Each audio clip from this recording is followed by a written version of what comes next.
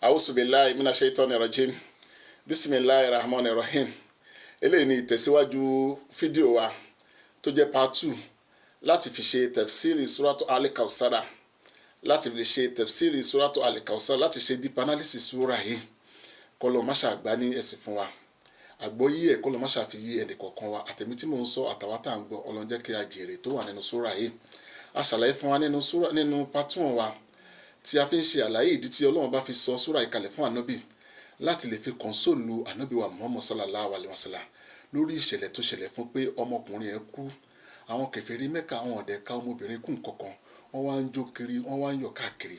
A wá mẹ́nubà pé irú mistake tí àwọn kèfèrí Mẹ́kà ń ṣe gbá náà láti lè má ká ọmọbìnrin kú nǹkankan, púpọ̀ nu wa náà tó ṣe ń ṣe. A máa kà í pé ìdí tọ́lọ́run bá fi dá obìnrin láti wá sí ọkùnrin láyé nìkan ni. Nítorí gbà tí ìṣẹ̀lẹ̀ fún ànábì sì ní ọmọbìnrin 4, Umul Kutumu, Rukaya, Zainab àti Fatima. Wọ́n sì jẹ́ mọ́ ànábì. Àwọn kèfèrí Mẹ́kà dẹ̀ wọ́n wá ń jó kiri pé ànábì ò níran mọ́, ànábì ò ní continuation mọ́, ànábì ti di àbútàr. Ohun tí wọ́n pè ní àbútàr, òun náà ló dàbí pé igi ńlá kan tí ò ní root wọn pé at any time ó lè fall. Bí wọ́n ṣe fi ànábì wé ńgbà náà nìyẹn. Kó lọ má ṣàṣàánú wa lórí eléyìí. Ẹ̀rí ká tó wá bọ́ sí tútú súrà ìgangan láti ṣe àwọn àlàyé àwọn word tọ́lọ́run bá lò ń bẹ̀. Torí àwọn every word tọ́lọ́run bá lò fún ànábì nínú àyà yìí, nínú súrà yìí. Ẹ ká wo ẹ̀kọ́ tí Al-Qur'an kọ́ wa. Al-Qur'an gbé kalẹ̀ bá ṣe lè console èèyàn. Ẹ wo bí Ọlọ́run bá ṣe ṣe fún ànábì. Ìdí tí ànábì fi ń banújẹ́ gan, Ọlọ́run bọ̀ ò ní níran. Ìgbẹ̀yìn lọ́lọ́run tó wá mention ẹ̀. Ohun tó Ọlọ́run kọ́kọ́ sọ fún ànábì ni pé oore àti ìdùnnú tó máa ṣe fún lọ́lọ́run kọ́kọ́ promise ànábì. Nítorí ẹni tó bá wà depressed tàbí wà sadden lórí kíní kan tàbí ó ń ronú lórí nǹkan kan ni ó ní dẹ́ni kan lè gbé ẹ̀ láti console ẹ̀. Tàbá wá wọn method tá máa fi ṣe either ká dákún kíní náà tàbí ká má ṣètò. Nítorí fún àpẹẹrẹ bóyá ẹlòmíì ló ṣiṣẹ́ ni, àwọn táwa fẹ́ console ẹ̀ táwa lẹ́gbẹ̀ẹ́ àtúwá ní níràn pé kò má ṣiṣẹ́ ń ta mọ́ nísìnyí, báwo ló ṣe fẹ́ ríṣẹ́, báwo ló ṣe fẹ́ rówó, báwo ló fẹ́ send owó sílé. Ṣé à ń dákún ni àbá ń console ẹ̀? Ẹ̀rí à ń dákún ìjayà ẹni, à ń dákún ẹ̀rù ẹni. Al-Qur'an kọ́ wa bẹ́ẹ̀ nígbà tó lọ́n fẹ́ console ànábì sallallahu alaihi wasallam. Ìdùnnú Ọlọ́run bá fi ṣáájú. Ohun tá bá fẹ́ console èèyàn, ohun tá máa ṣe náà ni pé ká máa ní nínú oore tó Ọlọ́run bá ti ṣe fún kí irú eléyìí tó ṣẹlẹ̀ sí. Àti irú oore tí Ọlọ́run tó ṣe máa ṣe fún lẹ́yìn eléyìí. Eléyìí náà jẹ́ proper method. Bọ̀ ká wá jókòó tí ẹlòmíà máa console yẹn á tún máa bá ké. So that ẹni tó ń console gan tó bá tún ojú tiẹ̀ náà, igbe tó ń kẹ́tẹ̀ tẹ́lẹ̀, igbe yà tó increase sí. Eléyìí ò jẹ́ method tó dáa. Method tá Al-Qur'an gbé kalẹ̀ ni pé Ọlọ́run kọ́kọ́ console ànábì, ó fi ọ̀rọ̀ dùnnú, ọ̀rọ̀ fọkànbalẹ̀, ọ̀rọ̀ retí lọ́lọ́run bá fi console ànábì. Kó tó wá ní níran ohun tí ó ń torí ẹ̀kẹ́. Kó lọ má ṣàṣẹ nírọ̀rùn fún ẹnì kọ̀ọ̀kan wa Ọlọ́run. Ká wá wo àwọn gbólóhùn tọ́lọ́run bá lò nínú Suratul Kawthara. Àwọn gbólóhùn tó ló heavy ni. Ó bẹ̀rẹ̀ pẹ̀lú inna a'tayna. Ọlọ́run repeat rẹ̀ lórí sentence kan lẹ́ẹ̀mejì. Tọ́lọ́run bá sọ pé a'tayna Kawthara, grammatically ó ti correct. Ntọ́lọ́run dẹ̀ sọ fún ànábì náà ni pé àwa Ọlọ́run ọba a máa ṣoore ìdùnnú abundant good a máa ṣe fún. But tọ́lọ́run bá fi lo inna yìí, Ọlọ́run fi ń remove doubt kúrò lọ́kàn ànábì ni. Àwọn àfáàní tọ́lọ́run bá lo gbólóhùn inna, ibi tí doubt bá wà lọ́lọ́run máa ń lo inna. Ọlọ́run á fi lo inna láti lè remove doubt.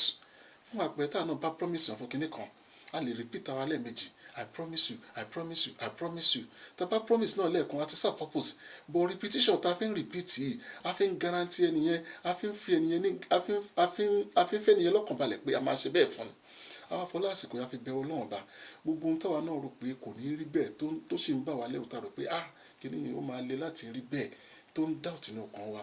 Ọlọ́run má ṣàwọlá súrà yìí, Ọlọ́run jọ Ọlọ́run bá wa guarantee ẹ̀, Ọlọ́run jẹ́ kó rí bẹ́ẹ̀. Ọlọ́run Ànábì sallallahu alaihi wasallam. Nígbà tí Ọlọ́run bá lo iná, ẹ wá wo fáàbù tọ́lọ́run bá tó lè tẹ̀lé. Wọ́n nínú Al-Qur'an fáàbù 3 lọ́lọ́run máa ń lò fún grant, fún gift. Ìgbà míì Ọlọ́run máa lo àtà, gift náà ni. Ìgbà míì Ọlọ́run bá lo àtà, gift náà ni.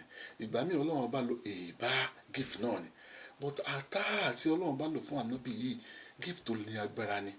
Tọ́lọ́run bá lò fún nǹkan, gift yìí ni wípé tá bá ti fún èèyàn, tún ní ìgbà padà lọ́wọ́ ẹ̀ mọ́. Àti pé gift tó beyond expectation tí a fẹ́ fún ni. Tọ́lọ́run bá lo àtà, ẹ̀wọ̀n nígbà tọ́lọ́run bá tó tí ò lè múlẹ̀ kò mọ́ ń tàṣà o, wọ́n tàn sí lò lè múlẹ̀ kò mọ́ ń tàṣà o, gift náà ni. Báwo Ọlọ́run bá a máa grant kingdom fún ẹ̀dá. Tó bá wù wá, a tún gba kingdom yìí, a tún gbà padà lọ́wọ́ ń tọ̀hún. But tọ́lọ́run bá lo àtà, gift tá bá ti fún èèyàn, a tún ní gbà lọ́wọ́ ẹ̀ ni.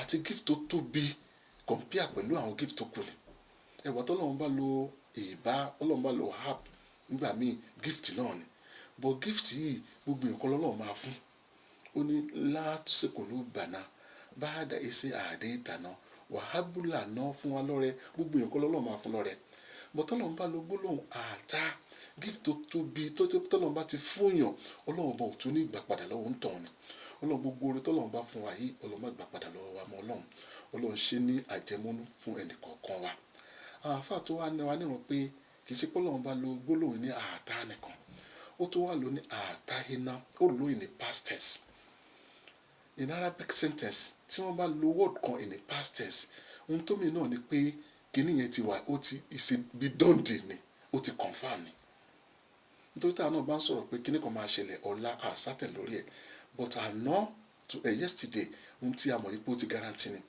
ọlọ́run wa lo gbólóhùn àtá iná bó ti jẹ́ pé gbogbo tọ́lọ́run pa promise ànábì nínú sura yìí ọlọ́run bò tí ì ṣe fún ànábì but tọ́lọ́run lóyìn ní past tense àtá iná láti lè guarantee pé a ti ṣe ó ti kàn ẹ́ lọ́wọ́ ni ẹ̀rí ọlọ́run ní àtá iná in the past tense láti guarantee pé ó ti kan ànábì wa Muhammad ó ti kàn lọ́wọ́ ni ọlọ́run gbogbo oore táwa náà tọrọ dọ̀ ọlọ́run bá ọlọ́run bá àti ẹ̀ tí ì rí gbà ọlọ́run máṣe àti guarantee ẹ̀ mọ́ wa ní ọwọ́ ọlọ́run ànábì náà lọ́dọ̀ ọlọ́run ẹ wá gbólóhùn tọ́lọ́run bá lọ alẹ́ Kausara àwọn bàbá nínú tafsir wọn ta máa ń gbọ́ gbogbo gbà wọ́n ní odò kan ní Àlìjánnà méjì náà ni alẹ́ Kausara gẹ́gẹ́ bí àwọn tafsir ta máa ń gbọ́ òun náà ní pé a máa kọ́ mu omi kan ká tó wọnú Àlìjánnà tábà tó wá wọnú Àlìjánnà tán a tún máa mu omi kan omi yìí náà ń pè ní alẹ́ Kausara bó ti mọ̀ múra sí ó nínú alẹ́ Kausara ó lómi yìí jẹ́ kan nínú abundant good tọ́lọ́run máa ṣe fún ànábì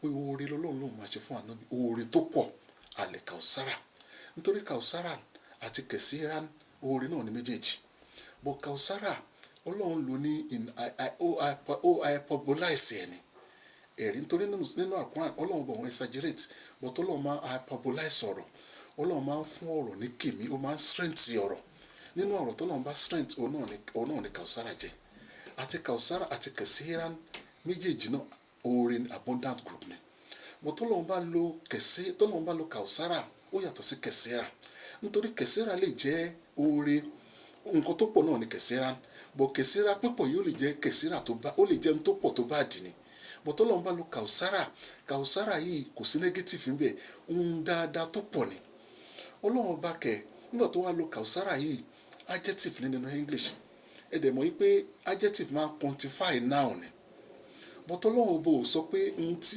oore yìí bó ṣe rí ni ọlọ́run fi sí unlimited form ni ọlọ́run open ẹ̀ ni ó ṣe ní Kausara ó ṣe ní ohun tó jẹ́ pé alẹ́ Kausara ohun tó jẹ́ pé kò sọ pé abundant yìí kò sọ pé owó ni kò sọ pé yìí ni kò sọ pé kí ó kó gbogbo èlò sójú kan náà alẹ́ Kausara ó open ẹ̀ lẹ̀ ó ṣe ní unlimited oore fún ànábì ọlọ́mọṣàṣẹ́bẹ̀ fún ẹnì kọ̀ọ̀kan wọn ọlọ́run bá àwọn afáwa wá ní pé ohun tí ọlọ́run bá sọ fún ànábì yìí tọ́lọ́run bá open ní fún ànábì yìí àbàtà Àlìjánnà tá a máa ń pè bẹ́ẹ̀ ìkan nínú oore tọ́lọ́run máa ṣe fún ànábì ni oore tọ́lọ́run máa ṣe fún ànábì ó pọ̀ gan Imam Razi ó wá ń ṣàlàyé nínú Al-Qur'an àwọn alẹ́ Kausara tọ́lọ́run bá ṣe fún ànábì ó ní fún àpẹẹrẹ ọlọ́run sọ pé wala sawfa yu'tika rabbuka fatarida ó ní oore yìí nínú Kausara tọ́lọ́run máa ṣe fún ànábì ni ọlọ́run bá ní pé láìpẹ́ àwọn ọlọ́run bá a máa fún ẹ ní grant àtòore